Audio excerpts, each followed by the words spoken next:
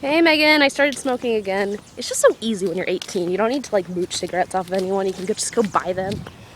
It's hard to stay quit. And I think the birth control things I was having was stress related because I haven't had anything weird happen since. Anyway, it's summer, it's very hot, and I'm on my way to the gas station for a slushie. I also wanted a cigarette and I didn't want to do that in my house. So I had an idea for these videos, like an experiment idea sort of thing. But we both like to babble, we both like to talk about things, and we have things to talk about. So maybe we should just make babbly videos and see how that goes. Like skip the question thing for a little bit and see if we have enough to talk about to fill up videos. I have the amount of time it takes to walk to the gas station, and I'll see if I can fill it with babbling, and we'll see how successful this will be.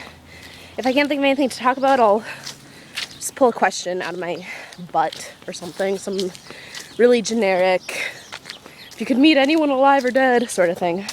Anyway, so the books I was talking about, here's a little update. I'm a little disappointed with Cunt because, just like, I don't know, she started talking smack about hormonal birth control and how it's not natural and it makes your body not, like, you know, in tune with its own natural, like, awesomeness, which I can kind of get, but on the other hand, hormonal birth control is kind of, I don't know, I think it's, like, set women free from being dependent on men to, like, wear a condom or pull out before they ejaculate, and it's helped me with acne and abdominal cramps, and fuck, if you don't want to get your period, you can skip it. How amazing is that?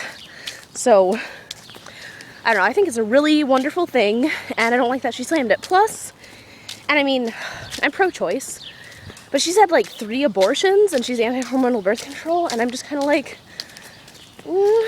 maybe you should go on hormonal birth control. It might benefit you.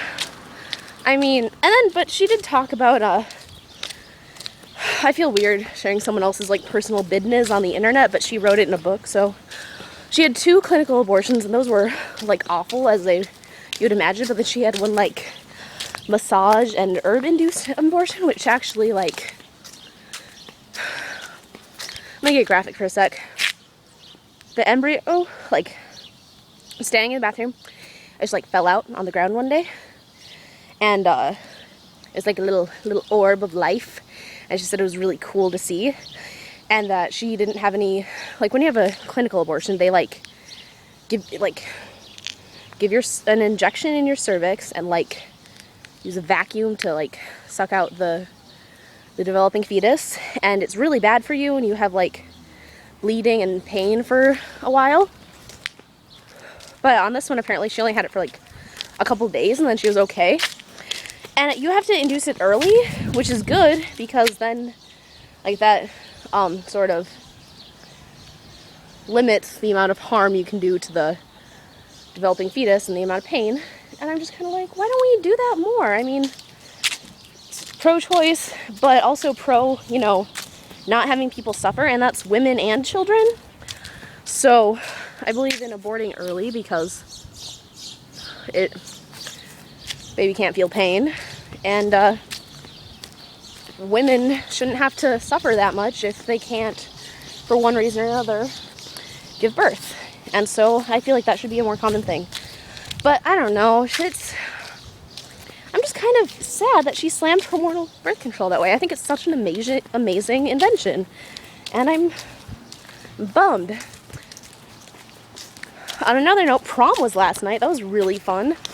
We cross-dressed, and if there's any question about whether or not I'm actually pansexual or if it's just a phase, it was like completely wiped out when I saw my boyfriend dressed like a girl, and I was like so excited, and I was like, you look so pretty, and I was like, I have the hottest date at prom. Oh god, it was like the best. He was so cute.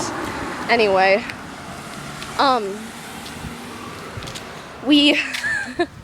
okay, so our Dungeons and Dragons game ran a little late. We were supposed to leave at 7. We left at like 7:20. No one would give us a ride home, so we had to walk. and it was boiling hot, and I was wearing a sweater because it was cold when I left.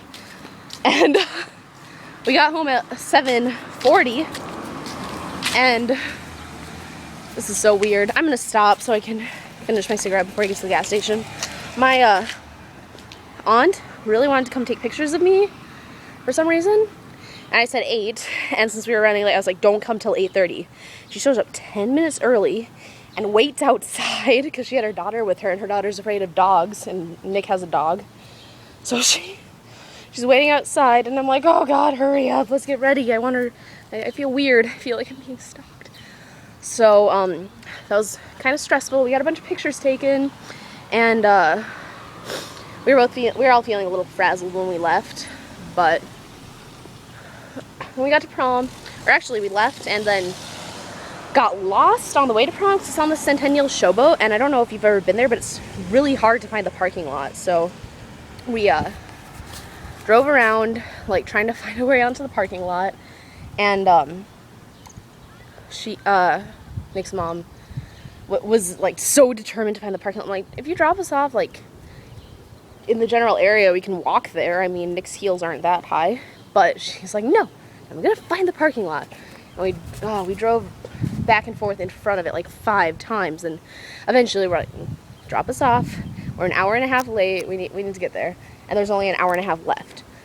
So she did that. Then she walked to the parking lot, and so she could find her way there, which is nice. I just wish we'd gotten there earlier, but it was so nice of her to drive us. Oh my God, and she made our corsages. They were so pretty, and she was so helpful. She was so nice. I love Nick's mom. And then so we get to prom, and I was actually really glad that we got there so late because we're not school dance people, but it's my senior prom, and I was like, we should go. And he's like, yeah, I think you should experience prom at some point. So we did that. And hang on. Okay. We did that, and we didn't dance at all because there were no slow songs. The only slow song was Piano Man, and you don't slow dance to Piano Man. Well, you could, but you don't. That's one of those songs I feel like everyone secretly likes at least a little bit, even though it's like so dorky.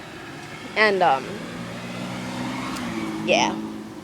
So we didn't dance. We found we went upstairs where there was food, and we sat with our friends. Then we went on the balcony, and it was really pretty. And we got to leave before we got sick of it. Like by the time we left, we were like tired and ready to go home, but we weren't like, oh, this sucks, I want to leave. It was a good time.